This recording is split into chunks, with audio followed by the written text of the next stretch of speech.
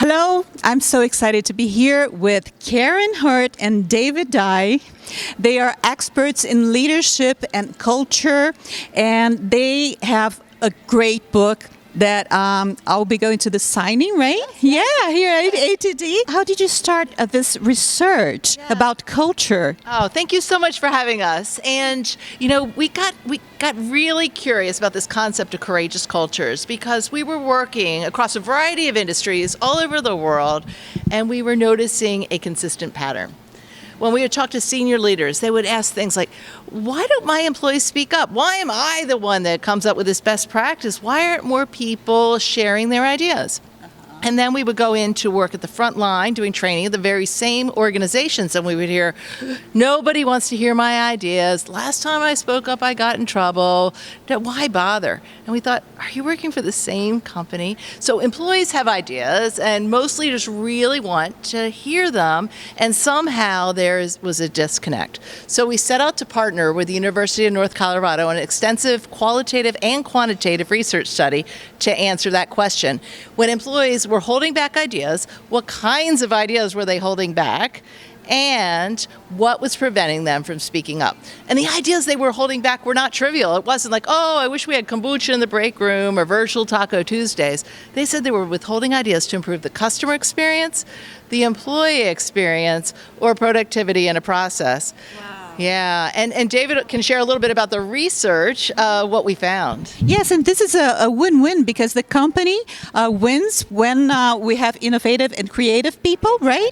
And individual also, I think it wins as a win-win game because, when you expand on something, when you create something, you feel, proud of yourself and you put your art on the world, to the world. So please, can you share a little bit of the research? Oh, sure. Some of the key findings from the research were why people don't speak up with those creative solutions, ideas, and what we call micro innovations, those day-to-day small enhancements. Number one was that they're not asked. 49% of respondents said, my leader's not regularly asking for my ideas. And so what does that do? The person, sometimes they don't know they have a creative idea. It's just what they do. They don't know their leader needs that idea until the leader asks. Another issue is that 50% of respondents, fully half of people said, if I were to contribute an idea, nothing will happen. And that is one of the most frequently cited when we talk about this topic with leaders and their teams. And then there's the fact that, just under 2/3 of people say, my manager's stuck in their way of thinking. They operate under the principle, this is how we've always done it. And that's the way they're always going to do it. And so people feel like they're just stuck. And then 40% of respondents said they lack the confidence to speak up. And this comes out in what we call FOSU, or fear of speaking up, which is a reluctance people have because of past bad experiences that they've had, or they underestimate the future benefit that could accrue from whatever they might contribute. And so these psychological things that are happening in people's brains keep us from speaking up and to default to safe silence. I love that the science is backing this up because in my work, when I call someone from the audience to sing on the stage inside their corporations, they come and they are so, out of their comfort zone. But when they finish, not because they sang well, it's because they were brave to be on the stage. Yeah. So they wouldn't have the applause if they didn't come to the stage. So it's like putting your ideas on a spotlight, right? And it's being vulnerable too. So I want to ask you something. I have a question here. It's how to implement this courageous culture in the work environment. But we have a 7-step process for building a courageous culture. I'll give you the first 2, then David can share a couple. But it starts with navigating your narrative, which is getting really clear about your own comfort level of speaking up, because you're a leader and leaders are going first. So if they're watching you and you're saying, bring your ideas, but they're watching you go, I don't know if I'm going to speak up and share with my boss, then they are going to know that silence is, they're going to safer, way safer. So then it's creating clarity, and that's clarity about 2 things. One, being really clear that you do want people's ideas, but this is really important, being clear about what a great idea would accomplish. Do people understand your strategy? So often, managers will call us and say, my team is just not thinking critically, and when we get underneath that, usually they don't have enough strategic context to share good ideas. So instead of saying, bring me any ideas to improve the business, say, you know where we really need an idea? About this priority, about this. And when you're very specific, can you give me one idea that you have about how we can be more productive while working from home? Well, that seems easy to answer versus, do you have any idea how we could be more effective on our team? That seems overwhelming. Yeah. And then I'll let David talk about the next two steps. Okay, great. Thank you. Oh, absolutely. I'm just glad I can talk about them. I don't have to sing about them. So, Oh, wait for the end of the interview. no, she's the singer. Okay.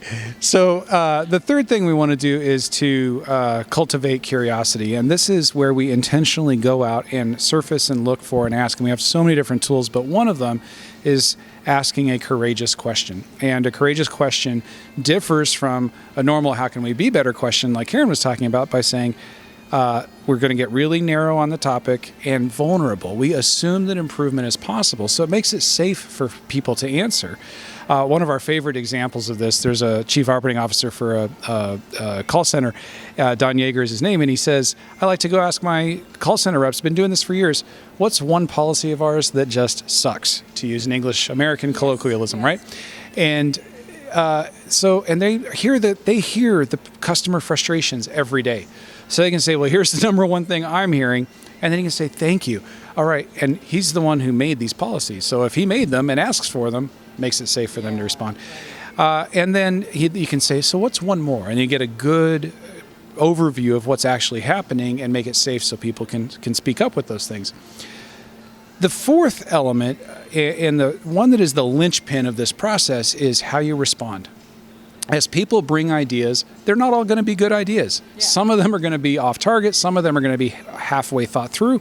We were working at a large financial institution across the U.S. They said half the ideas we get are things we're already doing. I said, well, are you circling back and telling people how their idea was so good it's already being done?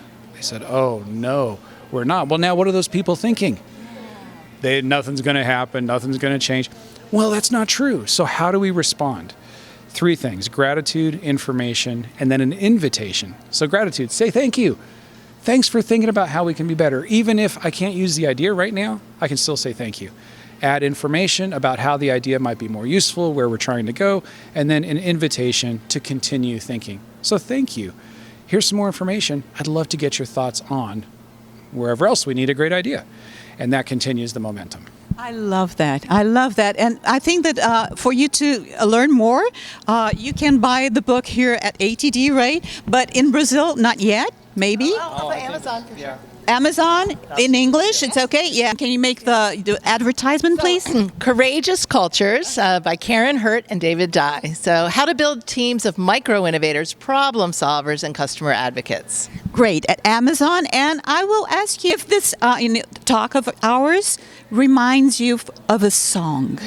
Well, you know, If I Were Brave, I would say is a good song. Yeah, so you can sing it. That's okay. I think we're going to No, just a piece, little piece. I don't know the song. If I knew, I could sing. Okay. So, Oh, gosh. oh, she's afraid of the mic. Come on. Yeah. So please, 1, 2, 3. If I were brave.